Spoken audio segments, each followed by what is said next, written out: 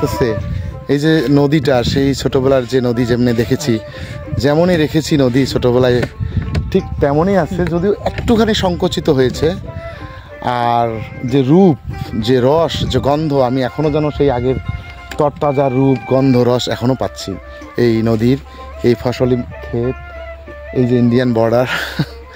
Everything is beautiful really, and it reminds me my old memories.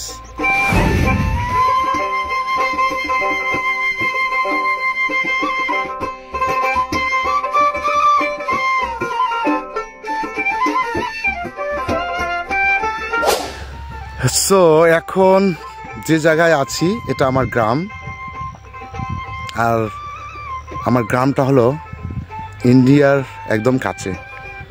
আমি যদি মোবাইলটাকে একটু ঘুরাই, এইটা হচ্ছে ইন্ডিয়া।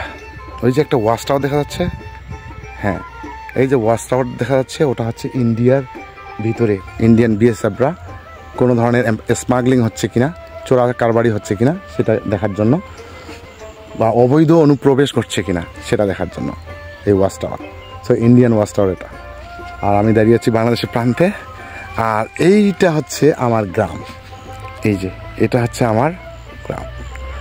আর যে কথা না বললেই নয়, আমি ছোটোবেলায় এইখানে আমাদের অনেক জমি আছে, তো ছোটোবেলায় যখন আমি আসতাম তখন এই নদীতে গোসল করতাম, মাছ ধরতাম, অনেক অনেক মজার স্মৃতি আছে এই নদীকে ঘিরে, যার কারণে এটা শুধু নদী না, আমার কাছে স্পেশাল একটা কিছু।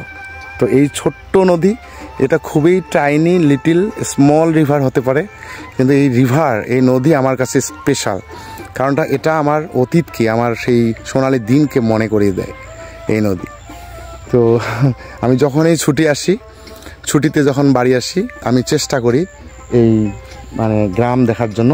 আমার গ্রাম থেকে, আমার বাড়ি থেকে বের হয়ে এই যে নদী, এই যে ফসলি জমি, এই যে ইন্ডিয়ান বর্ডার, এগুলো একটু দেখি, ভালো লাগে, সুন্দর একটা সময়ও যায়, ভালো লাগে আমার।